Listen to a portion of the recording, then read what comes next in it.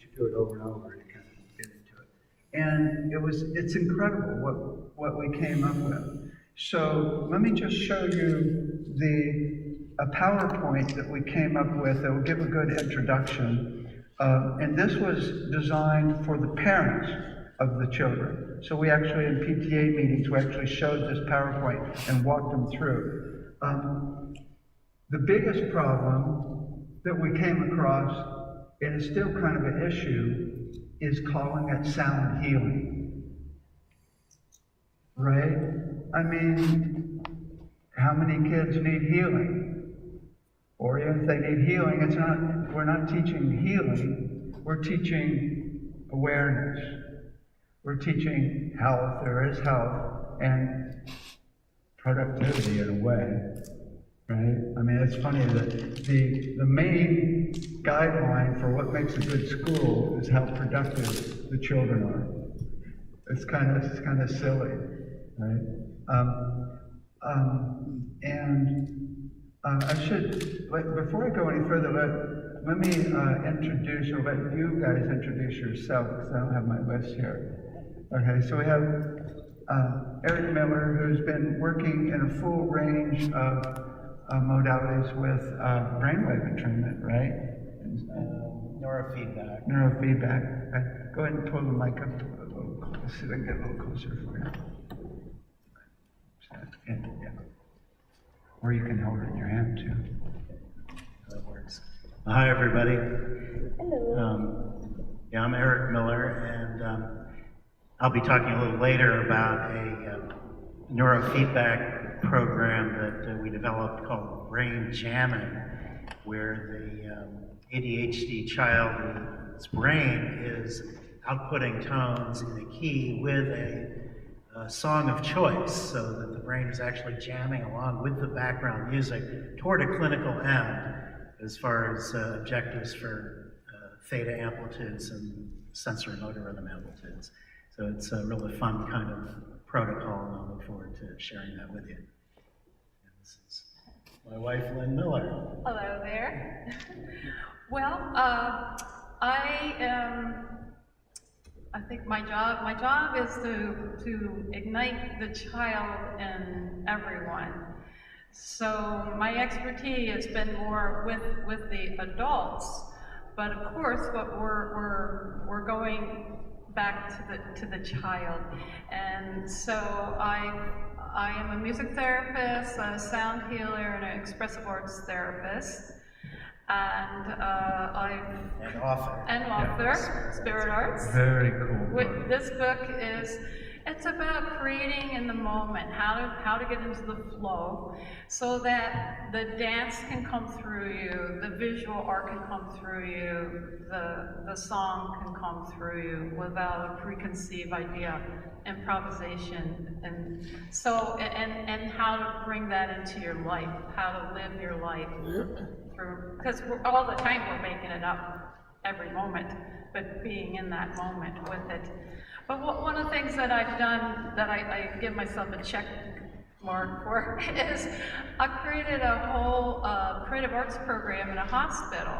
I made 12 murals, and I started dance therapy and art therapy, and I was a music therapist, but it was a dumpy little hospital, and somehow I managed to help transform it, as well as my town called Phoenixville, which was a dumpy town too. It was a steel town where everything, it was on the death cycle when I moved there, because steel wasn't there anymore, and it was a ghost town. And I lived there 10 years. Why am I here? But I had a vision of building a giant phoenix, and I didn't know any artists for 10 years. And so I finally met them. I put signs up, who wants to help me? And so we built a giant phoenix, and we made clay birds, and we dig a hole under this, and then we light it on fire, and somehow I was able to do that in right in the downtown. wasn't expecting to really be able to do that, but now over 10,000 people come, and so the whole town is like, people want to come there. It used to have a stigma, and now all the artists move in. It's really happening. There's music on the streets. It's so, as David spoke the other day about the possibilities, opening to possibilities, even if you didn't even think it was possible yourself. You just show up and do it when you have an impulse, and get connected, and then take your impulse. Thank you. Wow. You know, the reason I asked her to be on the panel is this book is just, it's like a couple of hundred exercises, and they're, even though they're for, oh, it's called Spirit Arts. Can you get it just on your site, or? Yeah, there's a few in the store, but you can always get it at my website. And even though it's for adults, I started looking at it, and almost every exercise you could use for children. Yeah. And they're all really creative, really creative. It's so cool. I was really inspired. It's like when I was trying to get my creative mind going, I would like go, Oh, Yes, okay, I'm into them now. So you helped them train. That's good. Cool. So I want to show you a bit of what we put together for the curriculum for the Montessori, and give you an idea of where we're headed with going into public and private schools as well. So I'm going to start with the PowerPoint here. So again, the whole point is to get the children in their bodies, right? That's actually much deeper than that, but that's like the most important aspect. The challenges they have are the technology and the stress, especially the technology, which are putting out frequencies that are scattering brains, right? I mean, it's really crazy. I mentioned one of the things I think a lot of people don't realize is that the computer screens are flickering at a rate that is throwing people off. It's not their rate, and the little brains are so much more sensitive to it. There's also aspects of the actual content, of course, and maybe you have any other thoughts as to how screen time throws kids off? I mean, the main thing is the kids also can't discern anything. There's no discernment. Like, we can tell when there's BS or something that we shouldn't be looking at, or it doesn't make sense, but the kid's mind is completely an absorbing mind in the beginning. And there's so much stimulation that then just every day, like, that's boring, you know, because they're so used to being so stimulated. So you have this hypnotic effect of the screen and the added stimulation, and when you don't have it, everything is kind of like dull or boring, and so you keep coming back to the screen, and then it self-perpetuates. And it's also not being, there's no creative mind, right? It's all absorbing, and that's really huge. So they don't learn to, and a complete loss of the energy of nature, right, from being outdoors. So there's the EMF sensitivity. I mean, here's a brain from a 5-year-old that's after microwave cell phone effects. It's way more sensitive. I mean, you know, it freaks me out. I mean, right now, I mean, I can go into like a cafe and they'll have a baby or a 2-year-old with a phone, you know, they're watching a video right there. I'm like, stop. It's crazy. It's really horrible, right? So there's all types of science around the EMF sensitivity. It's really, really, and some of the impacts that it does mentally, physically, emotionally. Okay?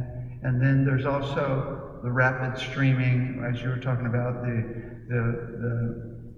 excitation, stuff going on. It's really amazing it's like I haven't watched TV in over 10 years. And it's like I was in a doctor's office and they had the TV on up in the waiting area, and I was like, the tempo, the energy was just shocking to my system after having been away from it for so long, right? And then the content, of course, absorbing minds, right? They're totally absorbing and getting all that energy. There are also the stress, the noise from the noise out there, parental stress. I mean, probably the biggest stressors for the kids are the parents, right? Stressing out, trying to keep track of everything at once. Societal and cultural stressors, noise and environmental stress, right? Parental stress. We spend a lot of time finding these graphics. They're really fun. Right? And then academic stress.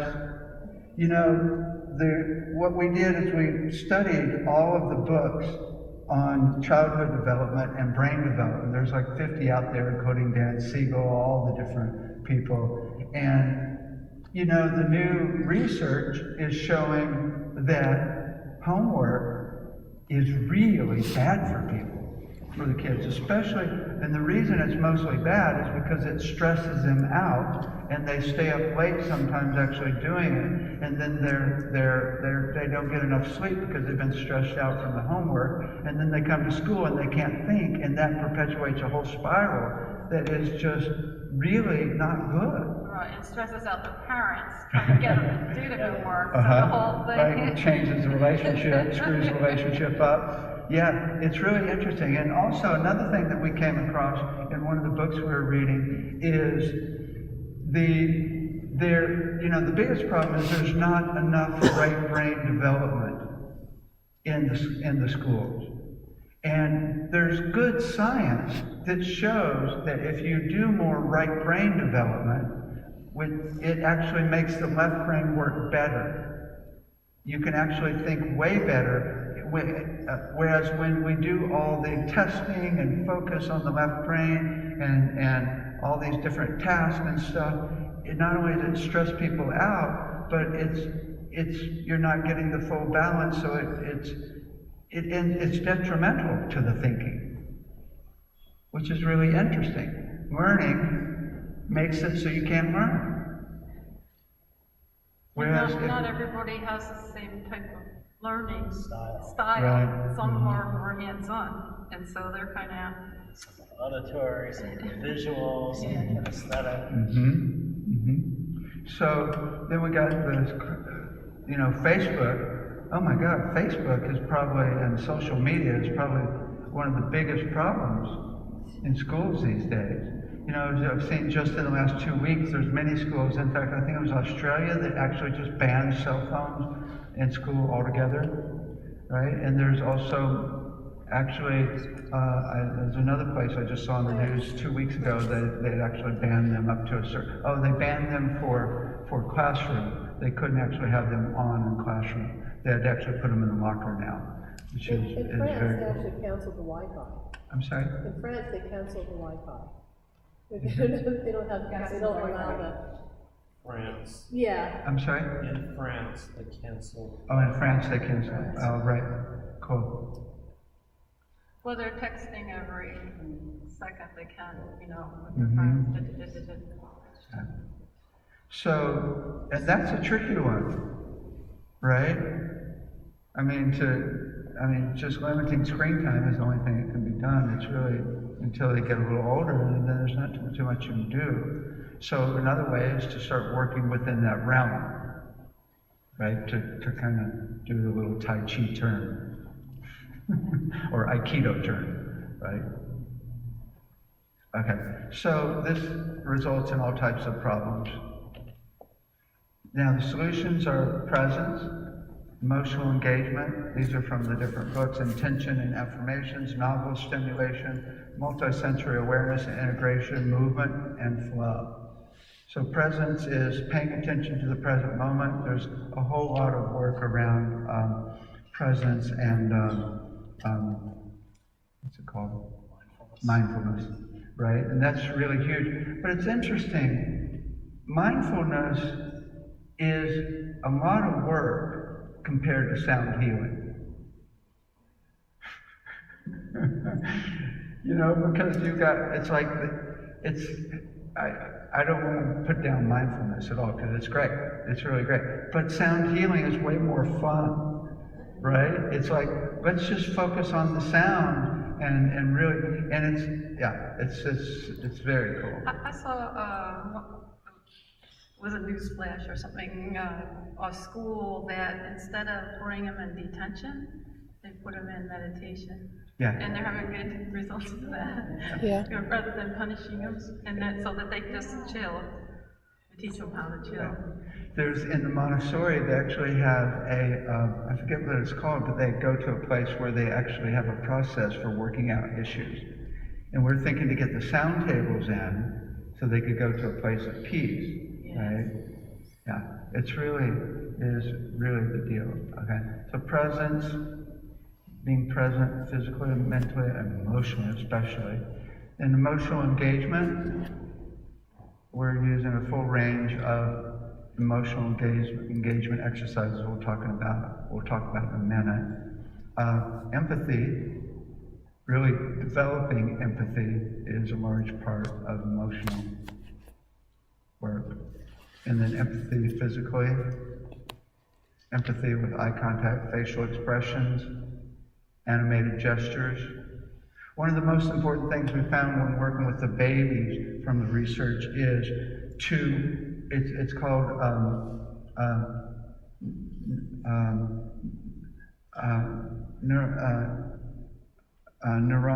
what's the word?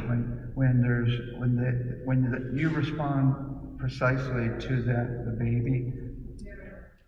What's that? Yeah, mirror neurons, exactly. Yeah, the mirror neurons, it is so important. And with sound, it's really cool. What we're doing is looking for any emotion from a baby or a child and responding with the sound.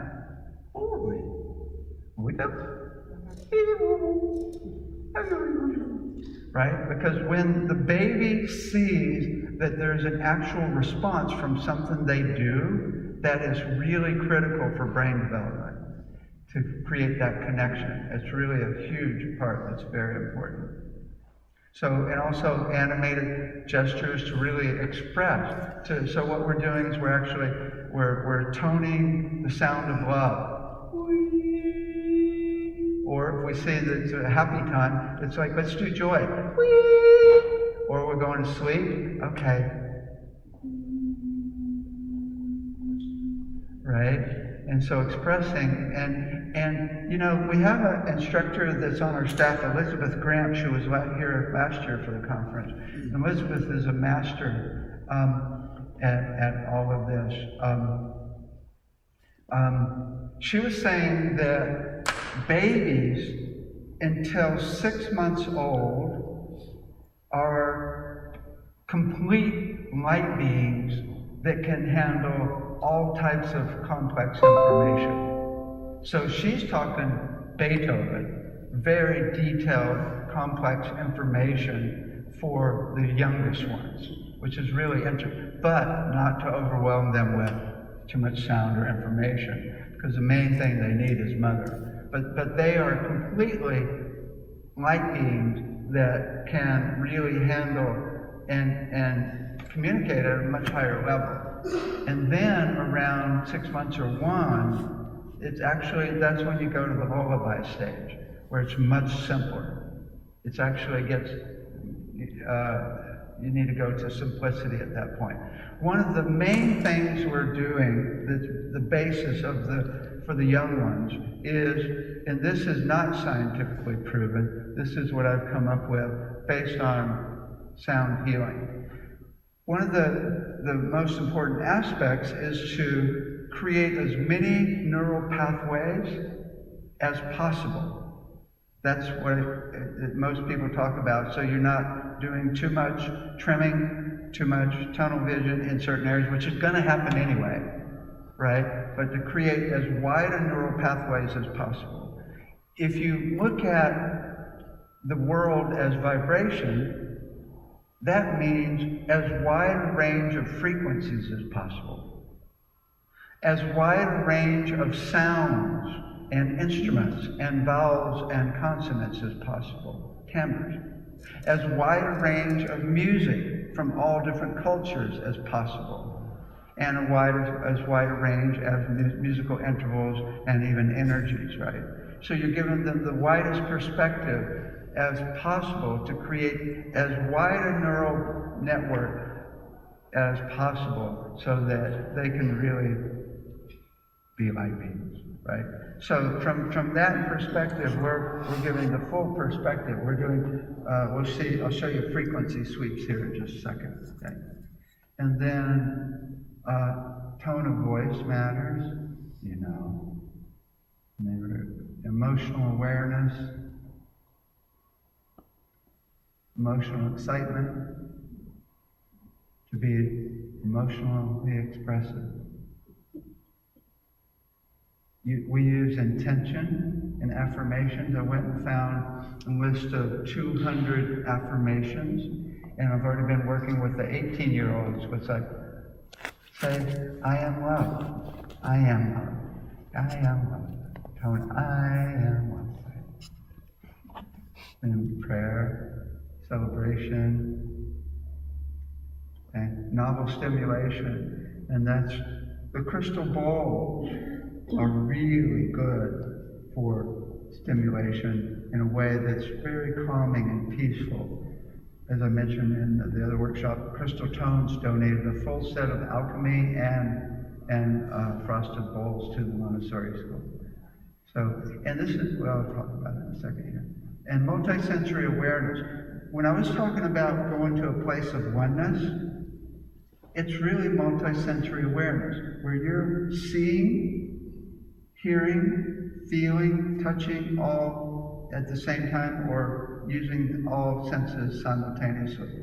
It's taking them into that state of theta, which is not just a prefrontal cortex area, which is really important for health and peace. It's really important. So I was always looking at any way we could get them into multiple things at once. So one exercise that's really cool that illustrates this is our rhythm instructor, Ryan, who is supposed to be here, has created this circle grid that shows that you put like between 2 and 12 dots on the circle. So if you put 8 dots on the circle, that's like an 8th note. And so we're making a piece of wood about this big with circles and 8 dots, and then the kids tap the rhythm on the wood. 1, 2, 3, 4, 5, 6, 7, 8. 1, 2. And then they start doing different vowels. Ooh, oh, ah. Ooh, oh, ah. Ooh, oh. Or different consonants. Pa, da, ka. Pa, da, ka. Pa, da. And different subdivisions. 2 3s and 2s, right? And so it's like I just did. Ooh, oh, ah. Ooh, oh, ah. Ooh, oh. And then they start doing body percussion. Ooh, oh, ah. Ooh, oh, ah. Ooh, right? Ooh, oh, ah. Ooh, oh, ah. Right? That corresponds precisely to the vowels. And then the rhythms get really complex, and they do it in groups. So they're doing polyrhythms at 5 years old. At first, right, you know, okay, so I went in with the 3-year-olds, and I'm like, okay, everybody go, or actually it's hard to clap at 3, right? So actually hit your legs, right, and go, ooh, or, no, we can do clap, just try clap, ooh, oh, ooh, oh, ooh, oh, ooh, oh. The 3-year-olds totally do it, and then I had them doing ooh, oh, ooh, oh, ooh, oh, right? Okay, gotta go a little slower, right? And by the end, at 3 years old, we're doing like some pretty complex body percussion. Imagine, after 3 years of this, it's like, right? Very complex rhythms, super important for left-right brain synchronization. It's playing music, making it fun, okay? And they're tapping on the wood as well, and learning, using that as their nomenclature. And then, after they get to 6, we connect the dots with the lines, which have actually already been there, that show every single geometry in the universe. Our sacred geometry instructor can create every single geometry in the universe with 8 circle, a 10 circle, and a 12 circle. You can create every single geometry. And then we start teaching the meaning of the geometries that they've been tapping on for 4 or 5 years. And then we go, okay, now you're really ready. Let's add musical intervals. Ooh, oh, oh, oh, ooh, ah, ooh. Put musical intervals. Once we study the musical intervals and get them in your body, you can actually put the musical intervals on the circle of the sacred geometry and do your own creative composition, right? Or completely different. Play a bowl. It was so interesting. The kids are so scared of music. Or it's like, it's like, oh, she can sing. She actually is really good at music. I'm not a musician at all. Well, let me show you how to play the bowl. And 5 minutes later, wow, this is fun. Let me show you how to tone with it. Let's do a concert. You guys do that. The musicians, they'll do a little ad-libbing. We'll get everybody toning together. Now, there's nobody feeling bad about not being good enough, right? It's easy, and they're getting that consistent peace in their body, right? That's the deal. And let me do a couple more things, and then we'll go into this a little more. So we've got movement. So we're doing the sound, music, and geometry program. Creating peace, harmony, and flow. That's all I need to show. I want to show you a video of the kids.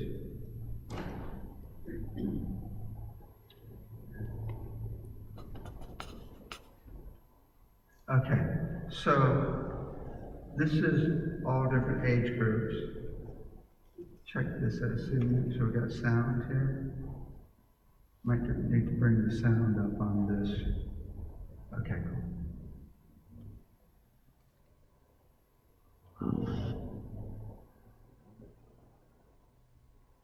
When you hear the sound stop, raise your hand. Okay? Right when it stops. Right when it stops. Okay. Listen for when it stops.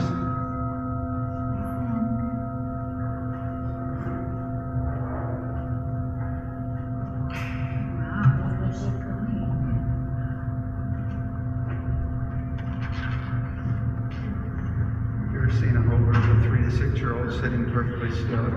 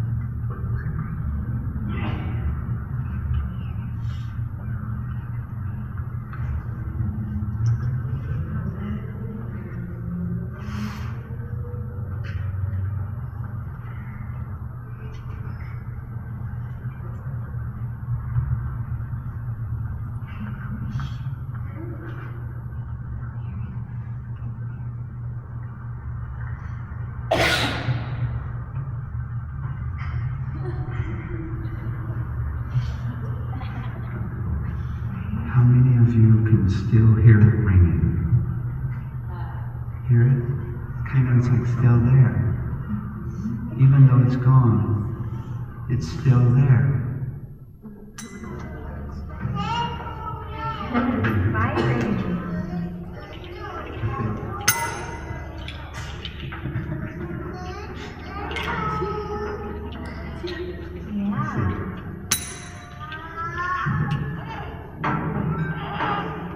Look at the stillness. Cool. You feel the vibration.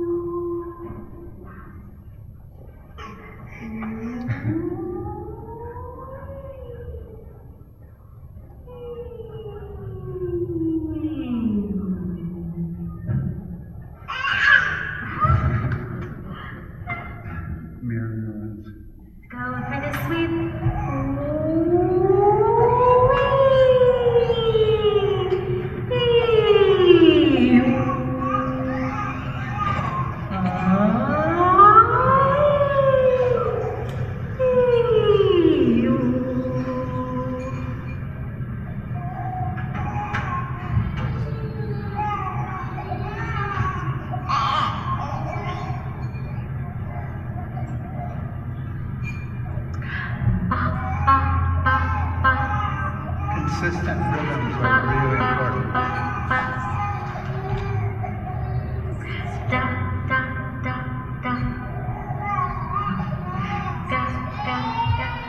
You can also look for the rhythm of the baby and do the rhythm to their rhythm.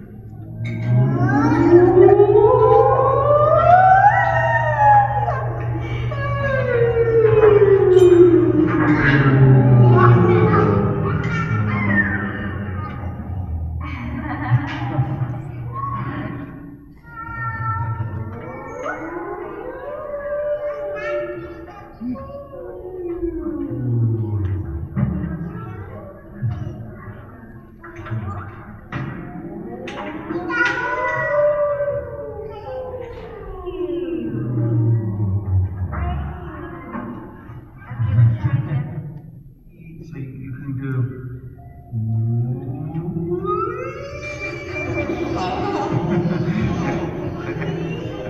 Okay, right. Together we can do your hand, right hand.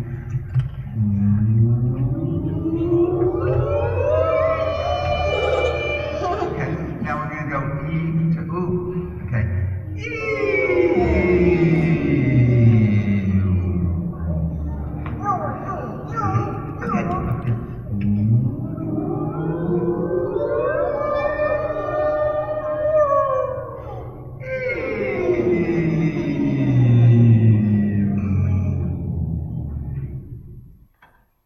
Do one last one with a jump, okay?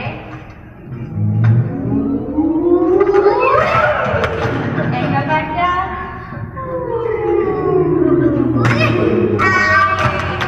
Give yourself a hand, that was great. Thank you so much. Have a great day.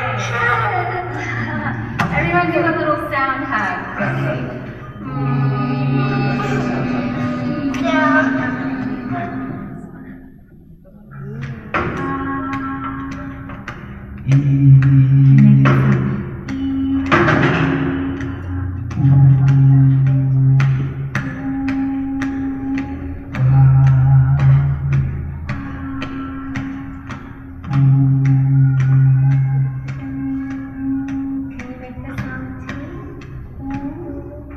Very good. You make a sound, Hansel. Can you make a sound?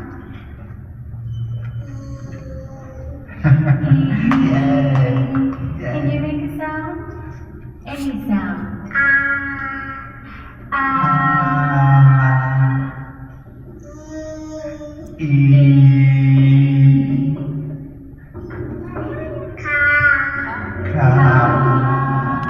Very good.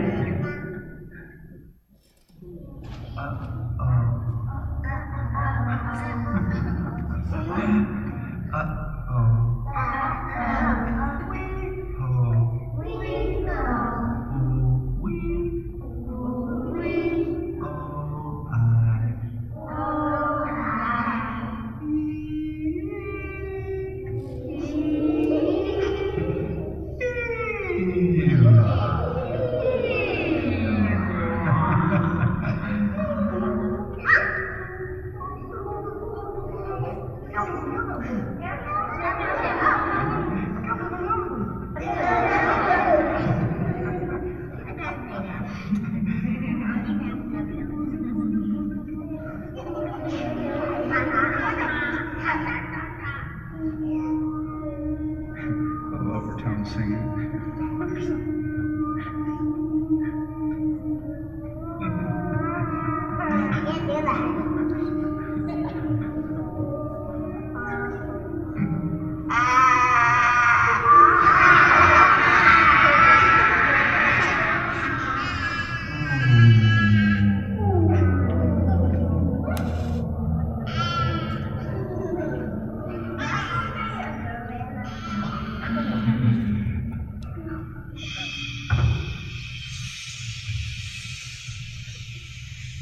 Sounds like a brain.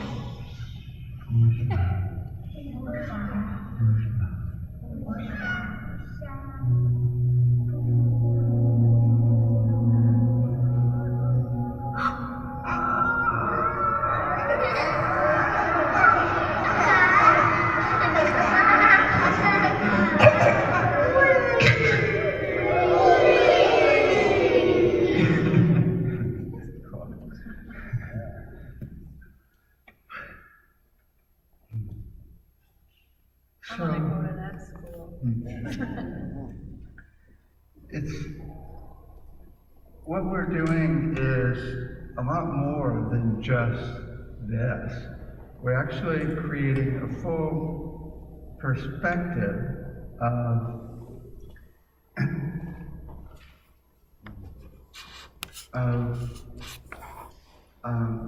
in different areas. So we have in physics of sound, we're going through wave transmission, resonance, frequency, understand and of course this is in older years, but we're doing experientially in the younger years.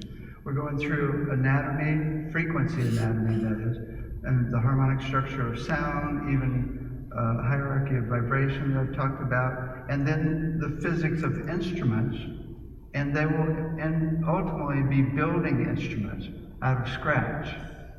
And they'll actually be playing those instruments in the concerts. So in the beginning, they're actually learning and hearing music from all different cultures and learning about all different instruments from all different cultures. So they're getting the full perspective, right? And then they learn about listening in different ways what different things to listen for. And then they actually do concerts with the different instruments, depending on whatever they are more comfortable with. In music, we're learning music not as a way of becoming a musician, but as a way of understanding nature and the way music works in the body, and the way music is the way that the whole universe works. And then they learn the relationship of music to different, they actually learn composition even, as I was talking about before. In geometry, they're learning about the meaning of numbers at 3 years old. Right? Like what are the cosmic meaning of numbers? So they're getting a whole other perspective. And then they also, one of the coolest exercises is they go out into the field and gather all types of things from nature, and they come back, and our instructor in sacred geometry has come up with 10 different archetypal types of patterns, and they put this stuff in the archetypal pattern boxes. And some of them actually go in 2 boxes at once, right? Because they got different patterns in them. So they're learning that even at 18 months and all the way up to 3 to 6. And then they get really into drawing the geometries and getting the geometries in their body and learning math from the actual geometry shapes, which is a whole different aspect that's not stressful. But the most important part is the voice expression, being able to express themselves. As I've said before, babies have it down. Babies know how to release stuck emotion. If anything's going on, it's like, ah, right? You let it out. And then around 1, it's like, shh. Or 2, it's like, shh. And then you get into school, and it's like, no more sound. Shh. Quick question. I see that you have different tracks. Can you explain that? The different tracks? Yes. Yeah, it's just, we just categorize them into different areas, but they overlap a lot. So it's just the areas of, because it was really hard to explain, 2,500 exercises to people. It's like their heads spun, and I found this actually worked. We went to the Montessori conference, the international conference in Prague, and showed this to the head of the Montessori International, and she loved it. Just loved it, and it really made a lot of sense. What's cool also with the voice expression, that we're also even getting into the sound of love, the sound of gratitude, and emotional frameworks for understanding emotion, learning about boundaries and flow, and how things work at vibrational level, physically, mentally, emotionally, and spiritually. And then, since we can't really teach any, healing traditions, we'll have them do research papers. You want to learn about, Sanskrit, or learn about, Indian healing modalities, you can, then they can explore it. So that's kind of the whole, and it's progressed from 3 months at every track all the way up to 18 years. Okay. Oh my God. Seeing this and seeing what's been happening to the kids, we've been videoing, we got 200 hours of videotape. It's dramatic. It's dramatic, the difference in even 2 weeks, right? And so we're tracking it. We've got about 500 exercises implemented in the 2 schools now, and we're getting feedback. And then in about a year, we're going to put it out and set up an association to bring it into public and private schools. Also, Christina has been going around to Montessori schools around the world and filming them for a documentary, so she's got contacts to get it into all the Montessori schools around the world. So that's kind of what we're doing. So tell us more about what you're doing here. So we'll break it up with some shoes and Well, it just reminded me of a song. Right. I believe the children are our future. Teach them well and let them lead the way. Show them all the beauty they possess inside. Give them a sense of pride to make it easier. Let the children's laughter remind us of how we used to be. So the greatest love of all is inside of me. And that it's so all that you're covering with the sound. And so everybody right now, with your own voice, put your hand on your heart and we make the sound.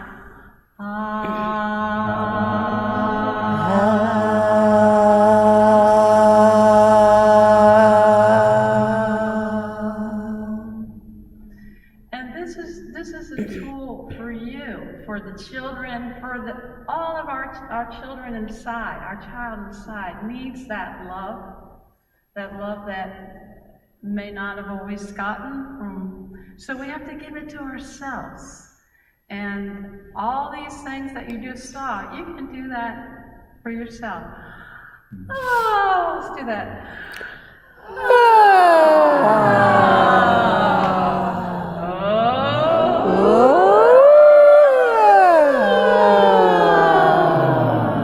And remember to have fun, you know. Whee! Come on.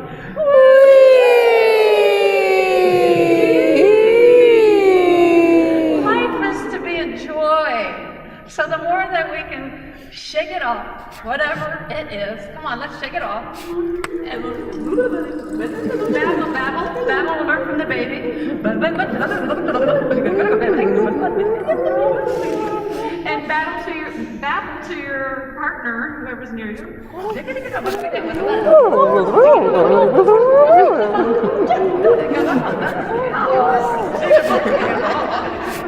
Yeah, and say yes. Come on. Yes. Really loud. Yes. Yes. Yes. Yes. Yes. Yes. All right, and yes to the children because they are our future. We got 15 minutes. 15 minutes. Plenty of time. Okay. It's all relative. That's why I love that.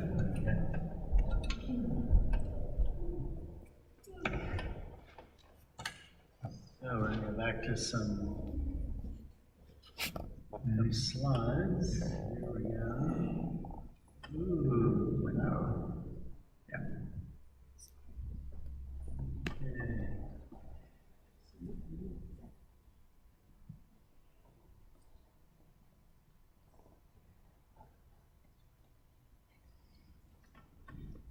Bioguided music therapy is kind of like my compilation of the best of biofeedback and music intervention. And the concept really is, well, it's utilizing real-time physiological data to inform live music intervention. And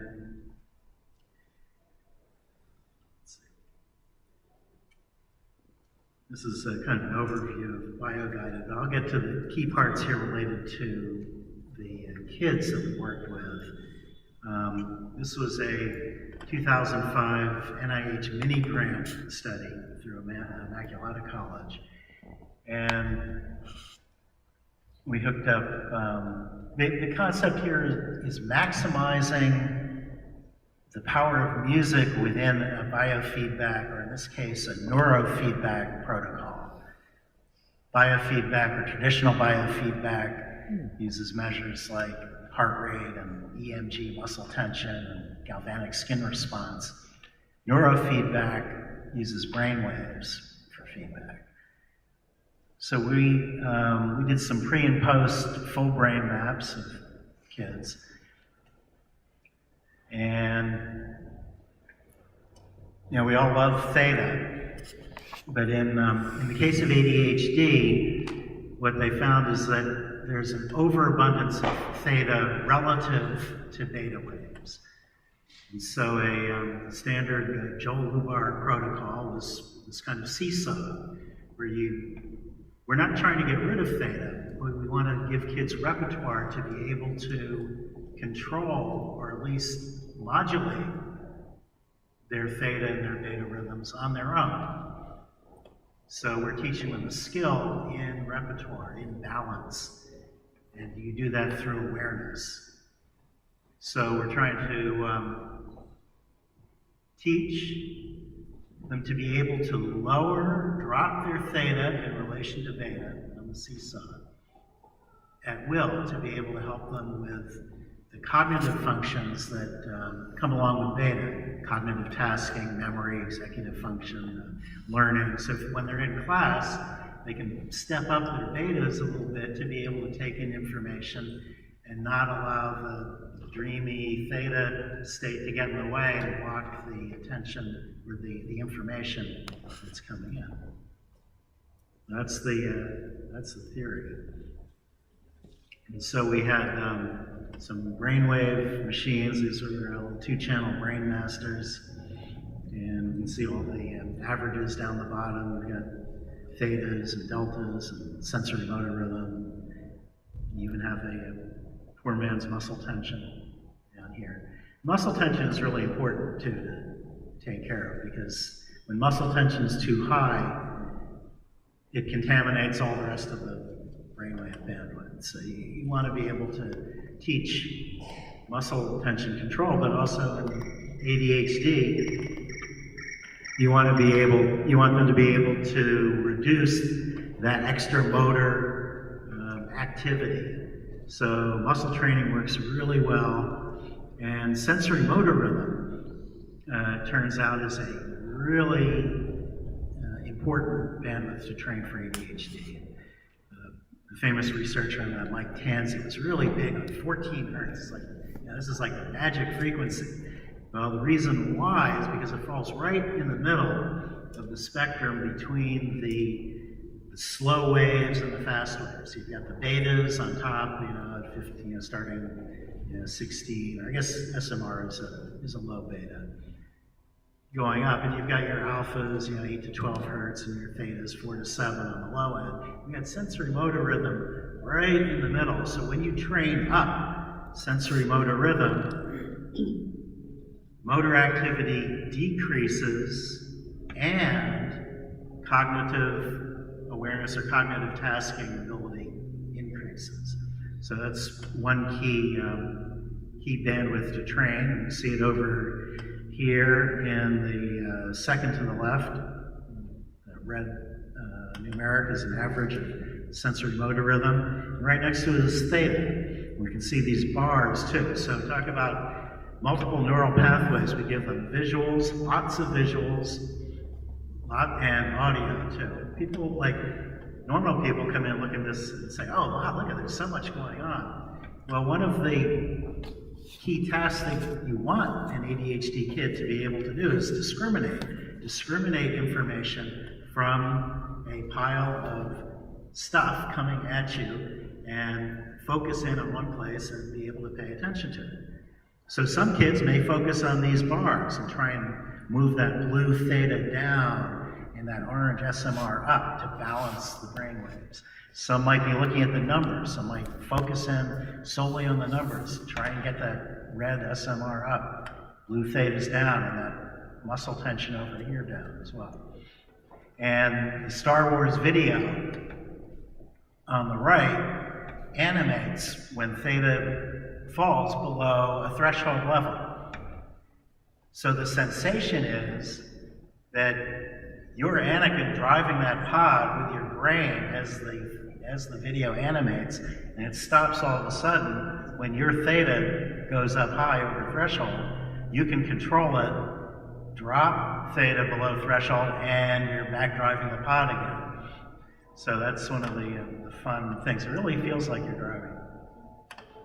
The video isn't in this machine, so we can't actually see it. But the audio part is kind of the coolest part here. We call it brain jamming, because the brain, we're mapping tones from the theta waves out in a scale. We choose the scale relative to the background piece that they might select. So here it's Talking Heads. Star Wars Talking Heads is the menu name for this particular screen. But it might be Steely Dan, it might be Vivaldi, it might be Lakota flutes, it could be an Indian raga. And we put the brain in key, we can assign the key, so that when theta activity goes up, the tones move up in the scale, and when theta activity drops, the tones that the brain's generating, the pitch goes lower within the scale. And so you're playing along with this song that after a while they get to select. We give them a few first, and after all we ask them, what do you want to play with today? So what happened? We've got some nice case studies here of full brain maps in pre and post neurofeedback plus music, we call it here, but it's plus brain jamming, really. So here we can see these hot betas and high betas and some hot deltas here in the pre-map. And on the post map, we see all these greens. Green is normal. So we see a pattern of normalization and significant reduction in the hot deltas and the hot high betas. So the brain's moving toward normal here in the post. We also see on the left there's a learning disability discriminant model, which has dropped to insignificant. May have dropped to not significant there. So more brain maps, and that was a student study, which is a little bit different. One of my students in Montclair was interested in what is the effect of positive message lyrics in songs versus negative message lyrics in song, and what happens when they're paired with either a major key or a minor key. And it was nice. We had this published actually in a peer-reviewed journal. Pretty cool study. We're almost out of time here, so I'll preview for a second this book by Jim Evans that Len and I have a chapter in rhythmic stimulation procedures in neuromodulation, and Jim asked us if we would write the music chapter on it, which we did, and it came out last July in 2017. So there's all kinds of fun stuff in there. And I will leave it at that for the moment. Wow. You know, there's so much potential here. It's really profound. I mean, if we want to change the world, there's nothing better than helping the kids. I mean, because it's really dramatic. So what I'm looking at now is having talked to so many schools that want to take this on, and so many people so excited about it, is how to get it into the schools. And getting it into the schools is tricky, because, I mean, they're stuck on, you know, testing and output now. But it can change, and I can see it changing. One way is through philanthropy, to actually get funding and then provide it to the schools, because there's many extracurricular things that can be done in schools. But also, once we get feedback on the different aspects and get more science behind it, then we can say, look, this is a no-brainer. We're really actually not asking for you to make major changes. What we're doing is creating a curriculum that's healthy, that's actually healthy and will actually work better. So I got inspired when the head of the Montessori for the entire Earth, right, International Montessori Association, loved it. Because, I mean, and I've talked to a guy that used to be the head of education in the government, actually. And they're really excited about it when they see the detail of it. And it's really, so the idea is to set up a lobbying group, as bad as that sounds, but that's the deal, is start lobbying. And so I invite any of you that are interested in being in this association that will start up next year, Sound Awareness Association, to email me. And so, because what we want to do is start having meetings and really go through all of the exercises that we've already created and really create guidelines for implementing it into public and private schools. Let me say one more thing that is really interesting. You know, I have this exercise we do in our school that is releasing stuck emotions with the voice. And it's really effective. You know, right?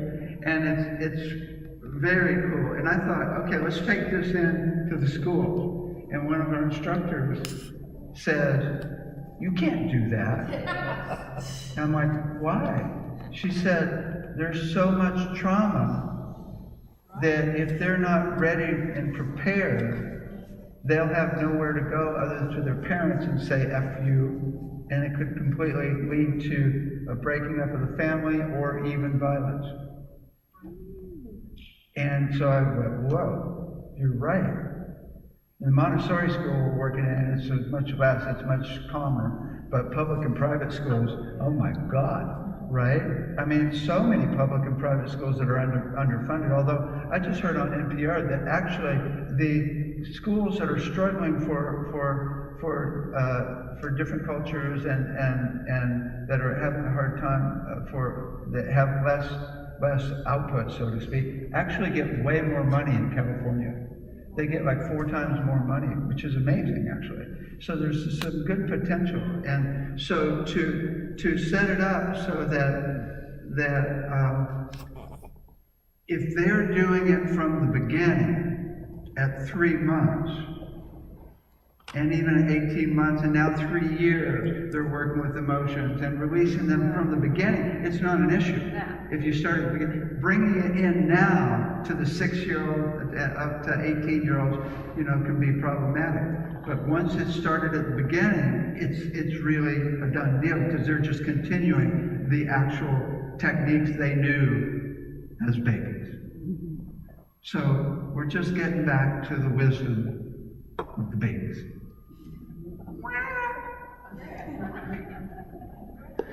So it'd really be teaching safe places. How can I find a safe place in me? Would be where to go, you know. Right. You know, it's really interesting. There's so little love. I shouldn't say that. There's a huge amount of love in schools, but it's kind of like not part of it, right? And if you really bring it out, it's like, okay, let's study the sound of love and different ways of expressing love and you know, or, I mean, compassion. Let's teach compassion, because if the kids know how to do compassion, then once they learn how to release these stuck emotions. Right, but again, back to the greatest love is inside here, and to learn to have compassion for self, because a lot of people don't, because of all the influences from, and that would be a great start. One of the most beautiful things that I saw with the kids, where I got them after a bit of doing back and forth call and response, where they were a little more comfortable with sound, I said, okay, let's send love to my kitty. My kitty's not doing well. And they're like, really? What's your kitty? Your kitty's named Panda? Okay, send love to my kitty. And they're like, and then I said, okay, now send that love to your own heart. And they go,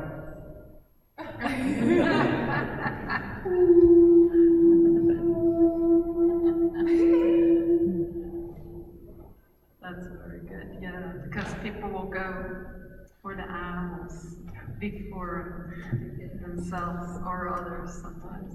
So I just wanted to say it's really great that you're doing this work with the Montessori schools, because they're definitely more open when it comes to curriculum and the teachers that are there. It's really wonderful. And I think it's really great for the children of all ages, from babies as we're doing to the older ones. I've worked with schools districts for a long time, and I know how difficult it is to work with school districts, no matter what, state you are. And the problem with some of the public school systems, regardless whether they have a lot of money or not, is they're very narrow-minded about curriculum. And so it's definitely it's great that you started this curriculum with Montessori, but with the public school system, they're really narrow-minded about curriculum, and the only way I realistically see at this time in our society introducing something like this, which is so beautiful, is maybe through after-school programs that are a little bit, more lenient in that sense.